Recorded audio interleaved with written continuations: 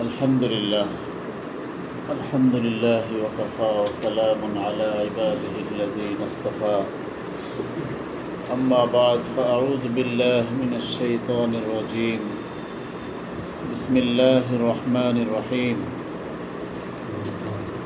ما يلفظ من قول إلا لديه رقيب عتيد صدق الله مولانا العظيم الحمد لله আল্লাহ পাকের দরবারে লাখ লাখ শুকরিয়া। আল্লাহ রব্বুল আলামিন আপনাকে আমাকে ইসলাহি মজলিসে আসার বসার তৌফিক দান করেছেন, এজন্য সকলেই দিল থেকে শুকরিয়া আদায় করি আলহামদুলিল্লাহ। ইসলাহি মজলিসে আসার জন্য অনেকেই নিয়ত করে, ফিকির থাকে, চেষ্টা করে, কিন্তু সবাই আসতে পারে না। এই যে আসতে পারে না, এটা হলো আল্লাহর পক্ষ থেকে তৌফিক হয় না, চায়। আজকে ওই ভাই ফোন দিছে, বলে হুজুর বারবার নিয়ত করি আসবো, কিন্তু একটা না একটা পেছ লেগে যায়, পরে আসতে পারি না। তো আমি বললাম আপনি আল্লাহর কাছে খুব তৌফিক চান যে আল্লাহ আমাকে মজলিসে জোরার তৌফিক দান করেন। যদি আল্লাহ পাক আমাকে সুযোগ না দেয়, আমি নিজের গায়ের জোরে চলে আসবো, এটা সম্ভব না। এই যে আমরা আসছি, কে নিয়ে আসছে বলেন? আল্লাহ পাকই আমাদেরকে নিয়ে আসছে। এজন্য যে কোনো নেক আমলের জন্য আল্লাহর কাছে দোয়া করা, তৌফিক চাওয়া। আল্লাহ পাক যদি সুযোগ দেয় তাইলেই তো করতে পারবো, নাইলে সম্ভব না। এখানে আমরা যারা নিয়মিত আসতেছি, আসা যাওয়া করতেছি, একটু খেয়াল করব যে আমার মধ্যে কি পরিবর্তন আসলো, কেন আসতেছি, এতদিন যাবৎ আসা যাওয়া করতেছি। আবার এটাও চিন্তা করব যে কোনো সপ্তাহে আমি আসতে পারতেছি না, তো কেন পারলাম না। এর মানে হইল কাজ একটা কাজে আটকে গেছি, এটা কোনো বড় কথা না। আমার আল্লাহ আমাকে জুড়তে দেয় নাই, তৌফিক হয় নাই, আমার ভাগ্যে কুলায় নাই।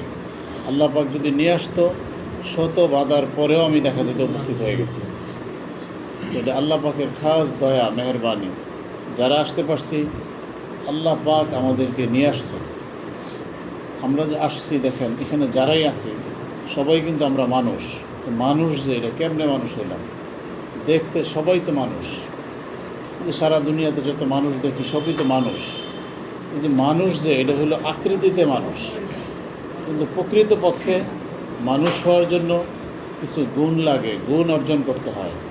সেই গুণগুলো আমরা অর্জন করার জন্যই খানকাতে আসা যাওয়া করি, ইসলাহি মজলিসে আসি, যে আমার মধ্যে কিছু গুণ কিভাবে চলে আসে আর কিছু বদ খাসলত আমার থেকে বের হয়ে যায়।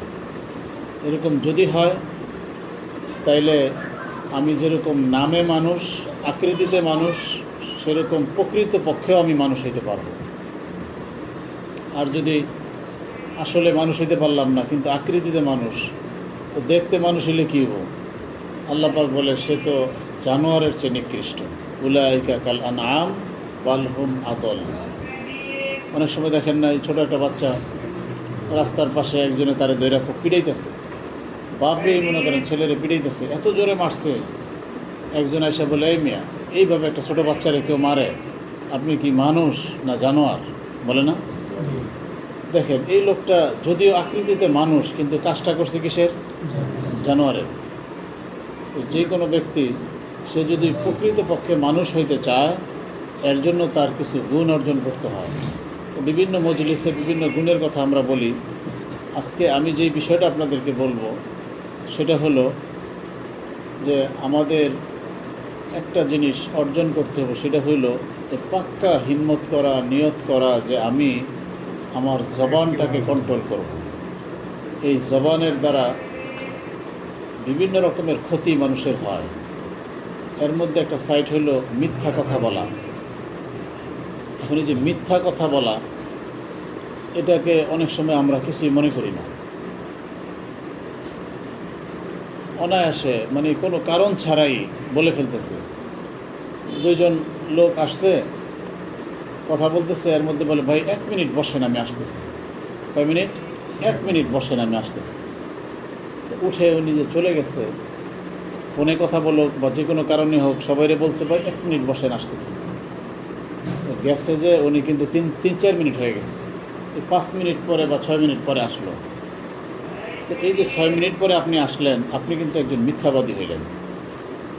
এখন এই যে 1 মিনিট কেন বললো, এটা আমাদের একটা আদত, অভ্যাস এমন হয়ে গেছে, যত মিনিটই লাগুক, বলতে গেলে কয় মিনিট বলি? 1 মিনিট। এই যে 1 মিনিট বললাম, আমি তো এটা মিথ্যা বললাম। আর মিথ্যা কথা হারাম, কবিরা গুনাহ। একটা মিথ্যা কথা কেউ বলল, কারো মুখ থেকে একটা মিথ্যা কথা বের হইল, এই বের হইলে তার সাথে আশেপাশে যে রহমতের ফেরেশতা আছে, এরা অনেক দূরে চলে যায় দুর্গন্ধে। কারণ মিথ্যা কথা বলার সাথে সাথে মুখ থেকে এক দুর্গন্ধ বের হয়, আমরা তো এটা বুঝি না, সেই অনুভূতি আমাদের নাই। ফেরেশতারা এত পাক পবিত্র, তারা এই দুর্গন্ধের ঠেলায় তার কাছ থেকে দূরে সরে যায়। তাইলে বুঝেন বিষয়টা কেমন। অথচ আমরা এটা কিছুই মনে করি না। বাচ্চাদেরকে বলে, আপু আপু না ওইটা খাও, খাইলে তোমাকে আমি এই আইনা দেবো, সেই আইনা দেবো, কিচ্ছু না, আসলে দিবে না, কিন্তু মিথ্যা কথা। এটা ছোটো বাচ্চার সাথে আপনি মিথ্যা কথা বলতেছেন। তো এই বাচ্চা আলেম হোক, হাফেজ হোক, বড় আল্লাহর ওলি হোক, এই চিন্তা যে আপনি করতেছেন, কেমনে করতেছেন? আপনি তো বাচ্চার সাথে মিথ্যা কথা বলতেছেন। এই জন্য খেলার ছলে বাচ্চাদের কান্না থামানোর জন্য বিভিন্ন কৌশলে যে মিথ্যা বলি, সেখানেও মিথ্যা বলা যাবে না, বাচ্চাকে সত্য কথা বলতে হবে। মিথ্যার অভ্যাস এটা ছেড়ে দিতে হবে। কোনো মুসলমান, মুসলিম যার ঈমান আছে, সে মিথ্যা কথা বলতে পারে না। মিথ্যা কথা কেউ বললে তখন তার ঈমান থাকে না। ঈমান, সে মিথ্যাকে বরদাস্ত করতে পারে না। এই জন্য ভাই, আমাদের চলতে ফিরতে, উঠতে বসতে, ইচ্ছায় অনিচ্ছায় কিছু না কিছু মিথ্যা কথা আমাদের হয়েই যায়। তো এই জন্য লক্ষ্য রাখবো যেন আমার দ্বারা মিথ্যা কথা না হয়। কারণ মিথ্যা কথা আমি মুখ থেকে বললাম, হয়তো মানুষ বুঝলো না, জানলো না, কিন্তু কে দেখতেছে বলেন? আল্লাহ পাক তো দেখতেছে। আমি এই যে বলে ফেলতেছি, আমার মনে হচ্ছে যে কেউ তো জানতেছে না, কেউ বুঝতেছে না। অথচ দেখেন কোরআনে কারীমের মধ্যে আল্লাহ পাক স্পষ্ট বলে দিছে, মা ইয়ালফিজু মিন কাউলিন ইল্লা লাদাইহি রাকীবুন আতীদ। তুমি যা বলতেছো, যেটাই বলতেছো, তুমি কি মনে করছো কোনো হিসাব নাই, কেউ দেখতেছে না? আরে তোমার 2 কাঁধে 2 জন ফেরেশতা আছে, সর্বক্ষণ তারা লিখতেছে। ভালো বললে ডান কাঁধের ফেরেশতা, মন্দ বললে বাম কাঁধের ফেরেশতা, সত্য বললে ডান কাঁধের ফেরেশতা, মিথ্যা বললে বাম কাঁধের ফেরেশতা। সর্বক্ষণ লিপিবদ্ধ হইতেছে, যেটাই বলতেছি। আমি মিথ্যা বলতেছি মনে করতেছি কেউ জানে না, বিষয়টা এরকম না। এই জন্য যদি একটা মানুষ নিয়ত করে যে আমি আর মিথ্যা কথা বলবো না, তো সে এই মিথ্যা কথাটা শুধু ছেড়ে দিতে পারলে অনেক অনেক গুনাহ থেকে সে বেঁচে যাবে। কারণ একটা মানুষ মিথ্যা কথা বলবো না এই সিদ্ধান্ত নিলে অনেক কাজ সে ইচ্ছা করে করতে পারবে না। কারণ জিজ্ঞাসা করলে তো এটা বলতে হবে, তখন মিথ্যা কেমনে বলবে? এই জন্য যদি একটা জিনিস খালি আমরা একটু সেট করতে পারি যে আমার জবান থেকে আমি একটা মিথ্যা কথাও বলবো না, এরকম পাক্কা যদি সিদ্ধান্ত নিতে পারি, তাহলে আমি যেই গুণগুলো অর্জন করলে মানুষের মতো মানুষ হওয়া যায়, এর একটা গুণ আমি অর্জন করে ফেললাম। আস্তে আস্তে একটা একটা করেই তো আমার পরিবর্তন আনতে হবে। এখন যাই যেখানেই আছি, যে অবস্থায় আছি, সব জায়গায় কিছু না কিছু মিথ্যা কথা আমরা বলি। অনেক সময় এটাকে জটিল কিছু মনে করি না, এমনিই বলে ফেলি। এগুলোর থেকে বাঁচার চেষ্টা করা, কোনো মিথ্যা কথা বলবো না। আর যদি আমার কোনো উপার্জন করতে গিয়ে কোনো মিথ্যা কথা বলতে হয়, তাহলে তো আমি কি উপার্জন করলাম? মিথ্যার দ্বারা যেটা উপার্জিত হইল, এটা কি হালাল হইল না হারাম হইল? তো এই হারাম যদি আমি খাই, আমার সন্তান খায়, তো এই হারাম জিনিস শরীরে ঢুকলো, হারাম রক্ত হইল, এই হারাম রক্ত শরীরের বিভিন্ন জায়গায় ঘুরতেছে। তো এই রক্ত যেখানে যেখানে যাচ্ছে, সেখানের দ্বারা হারাম কাজ বের হবে। চোখের মধ্যে আসতেছে, কানের মধ্যে যাচ্ছে, জবানের মধ্যে আসতেছে। রক্ত সব জায়গায় চলে না? এই যে সব জায়গায় চলতেছে, তো এই লোকটা দেখেন হারাম খাদ্য খাইলো, হারাম উপার্জন খাইলো, ও তার রক্ত আস্তে আস্তে চোখ পর্যন্ত আইলো, তো এই চোখ দিয়া হারাম কাজ হবে না হালাল কাজ হবে বলেন? হারামের দিকে টানবে এই চোখের দ্বারা হারাম কাজ হবে। জবানে আসছে রক্ত, এই জবানের দ্বারা হারাম কাজ হতে থাকবে। কানে আসছে, হারাম জিনিস শুনতে থাকবে। দেমাগের মধ্যে গেছে, দেমাগে হারাম কল্পনা চিন্তা করতে থাকবে, প্ল্যানিং করতে থাকবে। সব কিছুর দ্বারা দেখা যাবে হাতে পায়ে সর্ব অঙ্গ প্রত্যঙ্গের দ্বারা তার হারাম কাজ সংগঠিত হইতে থাকবে। এই জন্য ভাই শুরুতেই আমি কোথায় ভুল করছি, যে জবানের দ্বারা মিথ্যা কথা বলে হারাম উপার্জন করছি। এই জন্য এই ক্ষেত্রে সবাই সতর্ক থাকবো, হারাম জিনিসের মধ্যে যাওয়া যাবে না। হারামে আরাম নাই। আপনি দেখবেন অনেক টাকা কামাইতেছি, কোনো বরকত নাই। কেন? ওই যে মিথ্যা কথা বলে। দোকানের মধ্যে ব্যবসা করতেছে, বলতেছে এটা একদম ভালো জিনিস, 1 নম্বর জিনিস বইলা, মিথ্যা কথা বইলা মানুষকে 2 নম্বর জিনিস ধরায় দিচ্ছে। এই যে আপনি মিথ্যা কথাটা বললেন, মিথ্যা কথা বইলা যে আপনি টাকাটা উপার্জন করলেন, এটা তো হারাম হইল না হালাল হইল? তো এই হারাম খাওয়ার পরে আপনি আপনার বাচ্চা কাচ্চারে হারাম খাওয়ানোর পরে কিভাবে আশা করেন যে আমার বাচ্চাটা নেককার হইব, আমার বাচ্চাটা আল্লাহওয়ালা হবে? হারাম যদি কারো ভিতরে ঢুকে, আর কেউ একটা হারাম খাইলো মনে করেন, এই হারাম খাওয়ার পরে শরীরের ভিতরে যে রক্ত মাংস হয়েছে, এই রক্ত মাংস এটা তো জাহান্নামের আগুনে জ্বলবে। তারপরে আপনি ক্লিন হবেন, পরে আসে জান্নাতের আশা করতে পারেন। অল্প সময়ের জন্য দুনিয়া একটু আরামের জন্য মিথ্যার আশ্রয় নিলাম, মিথ্যা কথা বললাম, হারাম উপার্জন করলাম, তো অল্প কয়েকদিন খাইয়া ফুর্তি ফার্তা করে কী হইব? পরে তো শেষমেশ আমার দুনিয়ার থেকে যাওয়াই লাগবে। কীভাবে আমি দুনিয়ার থেকে বিদায় নিচ্ছি? যে অনেকে আছে বাচ্চা কাচ্চা নিয়ে পেরেশান, বাবা মার কথা শোনে না, বিভিন্ন রকমের বেউসুলি তারা করে, বাপ মা পেরেশান। এই যে আমার এখানে কত মানুষ আসে দোয়া নিতে, পানি পড়া নিতে, কী সে বাচ্চা কথা শুনবে।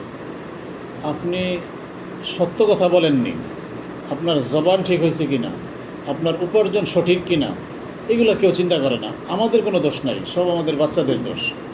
আমার বাচ্চা কথা শোনে না, আমার বাচ্চা ঠিকমতো খায় না, আমার বাচ্চা ঠিকমতো ঘুমায় না, আমার বাচ্চা মাদ্রাসায় যায় না, আমার বাচ্চা স্কুলে যাচ্ছে না, ঠিকমতো পড়তেছে না।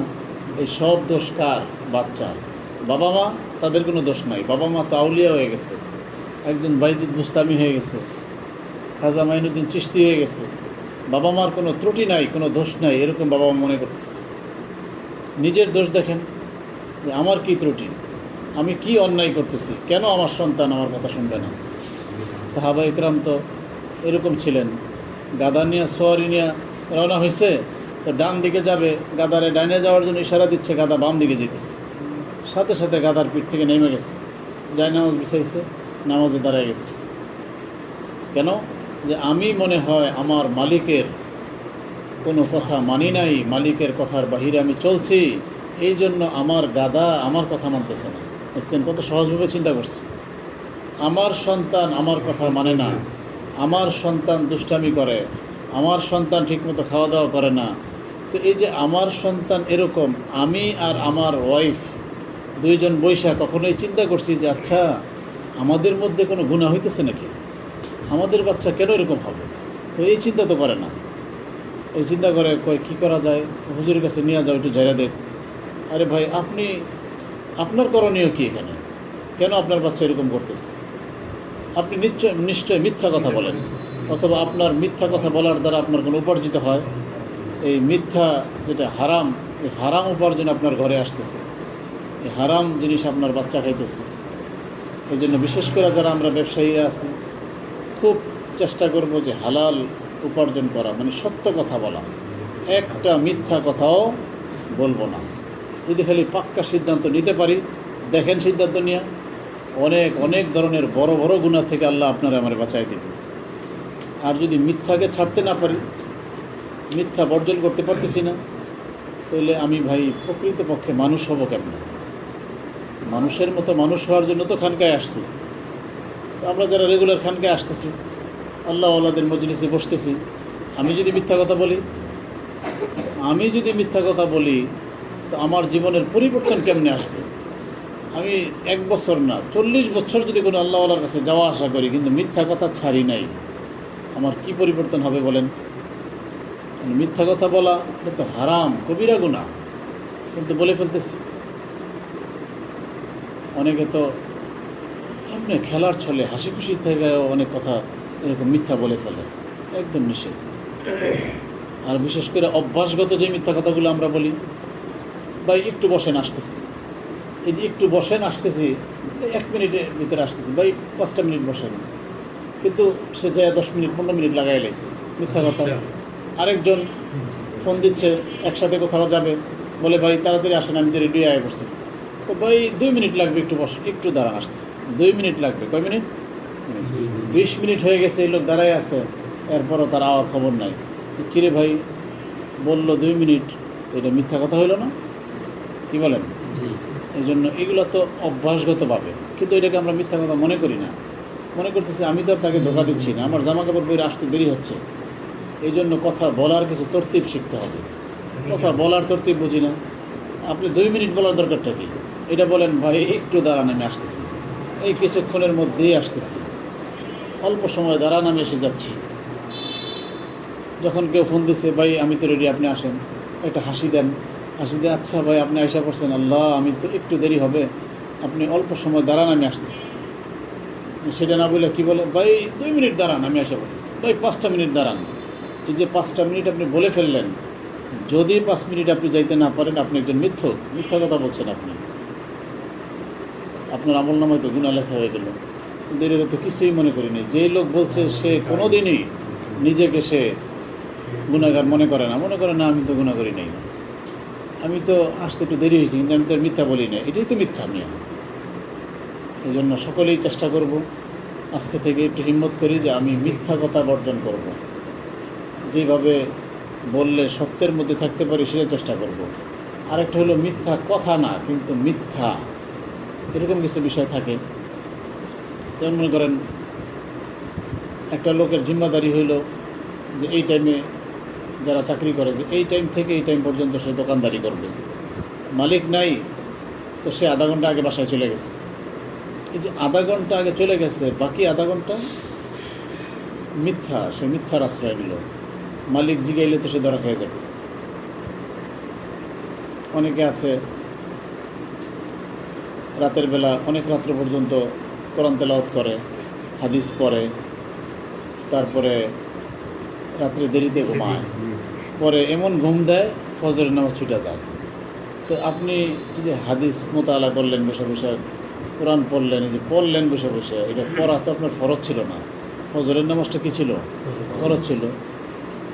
এটা হলো যারা নাকি ন্যাকামলের মধ্যে কাটায় তাদের কথা বলতেছি। মাদ্রাসার ওস্তাদ কিতাব মোতালা করতেছে, সকালে পড়াইতে মোতালা করতে করতে 2টা বেজে গেছে, পরে শুয়ে পড়ছে, ফজরের নামাজে উঠতে পারেনি।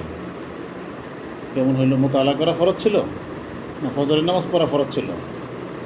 আর যারা নাকি আমরা মোবাইল চালায় 2টা বাজাই, আমাদের কী অবস্থা চিন্তা করেন। সব কাজকাম শেষ, শুয়ে পড়ছে, সে দুরূদ শরীফ পড়তে পড়তে শুয়ে যাও ভাই, অজু কইরা তুমি ডান কাত হইয়া দুরূদ শরীফ পড়তে পড়তে ঘুমাও। এমন হইতে পারে আজকের ঘুমের মধ্যে স্বপ্নে তোমার রাসূলুল্লাহ সাল্লাল্লাহু আলাইহি ওয়াসাল্লামের সাথে সাক্ষাৎ হয়ে যাবে।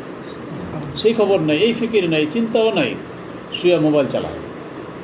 নতুন আমল বের হয়েছে যে মোবাইল চালাইতে চালাইতে ঘুমাবো, যেন স্বপ্নের মধ্যে আমার শয়তানের মোলাকাত হয়ে যায়।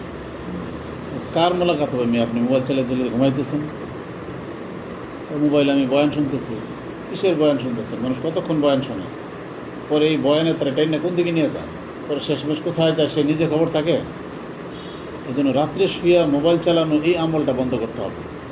যদি এটা বন্ধ করতে না পারি, তাইলে ফজরের নামাজ ঠিক রাখা, ওইটা তাহাজ্জুদ পড়া, এগুলো কোনো মতেই সম্ভব হবে না। যদি পাক্কা এই সিদ্ধান্ত আমরা নিতে পারি যে 10টায় আমি ঘুমায় যাব, 10টার পরে আর সজাগ থাকবো না, বিশেষ কোনো কারণে কোনো প্রয়োজন থাকলে সেটা ভিন্ন কথা, বাকি 10টার পরে সজাগ না থাকা। একটা মানুষ যদি 10টায় ঘুমায় যায়, 11টা 12টা 1টা 2টা 3টা 4টা, দেখেন 4টার সময় সে উঠা যেতে পারে সুন্দর করে, 6 ঘন্টা ঘুমায় যেতেছে। এই জন্য ভাই চেষ্টা করলে সম্ভব, চেষ্টা করলে সম্ভব। এখন যদি আপনি মনে করেন যে না 10টার সময় শুইমো, তারপরে এই 10 মিনিট একটু মোবাইলটা চালাবো, এই 10 মিনিট চালাইতে গেলে কি আর 10 মিনিট চলে? কি বলেন? অনেকে তো যারা একটু বয়স কম, পরের দিন কাজের এত চাপ নাই, এমনভাবে চালাইতে থাকে, সে তো ভোররাত্র হয়ে যায় খবর নেই, ফজরের একটু আগে দিয়ে ঘুমায়, তো সে আর ফজর বলল কোথেকে?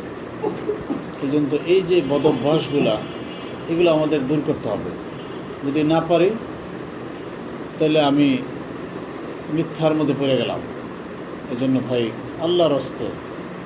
আল্লাহর হস্তে নিজেকে একটু মানুষের মতো মানুষ বানানোর চেষ্টা করি, যে আমি প্রকৃতপক্ষে মানুষ হব।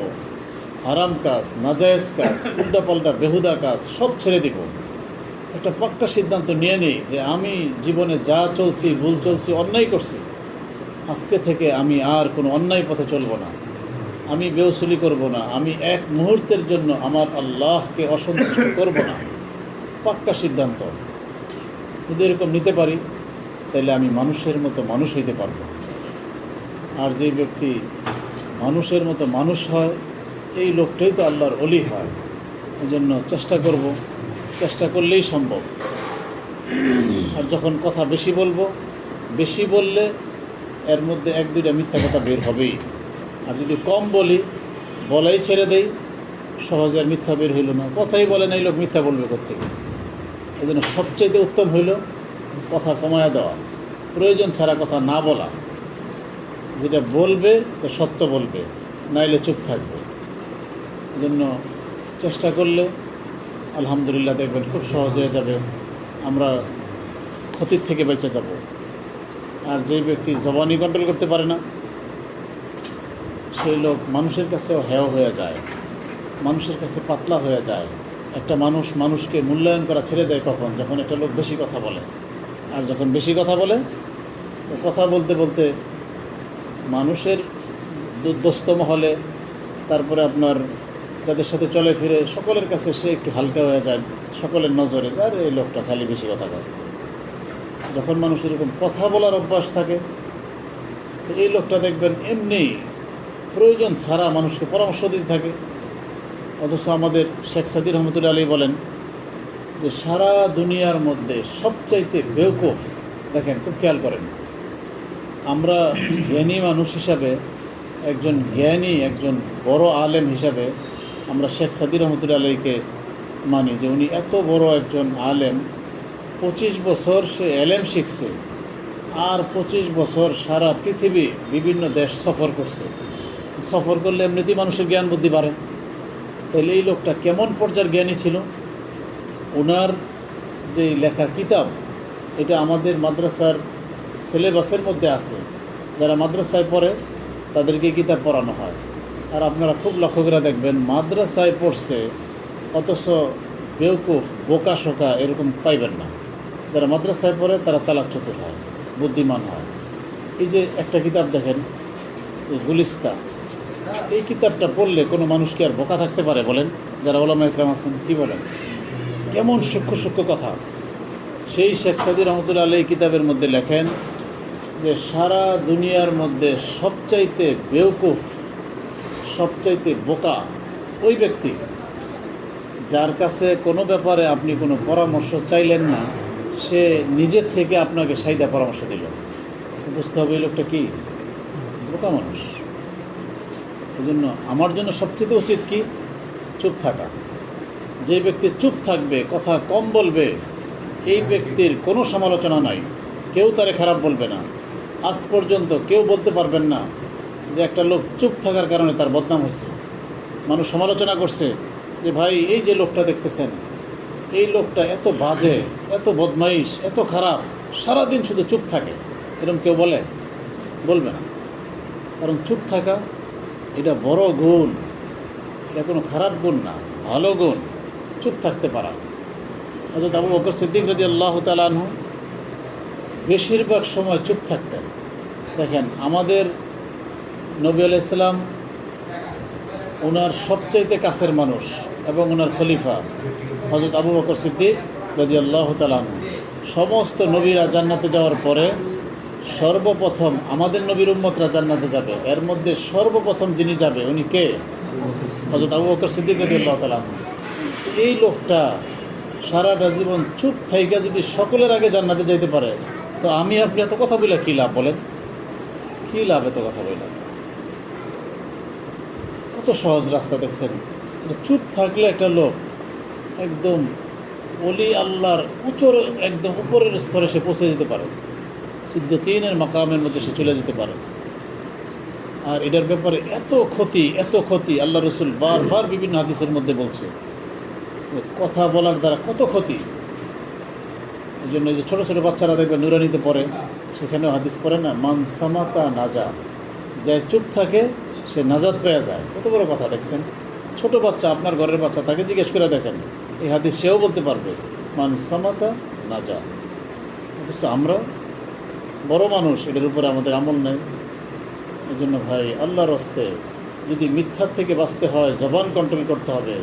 আর জবান যে ব্যক্তি কন্ট্রোল করলো সে তো ওলি আল্লাহ হয়েই যায়।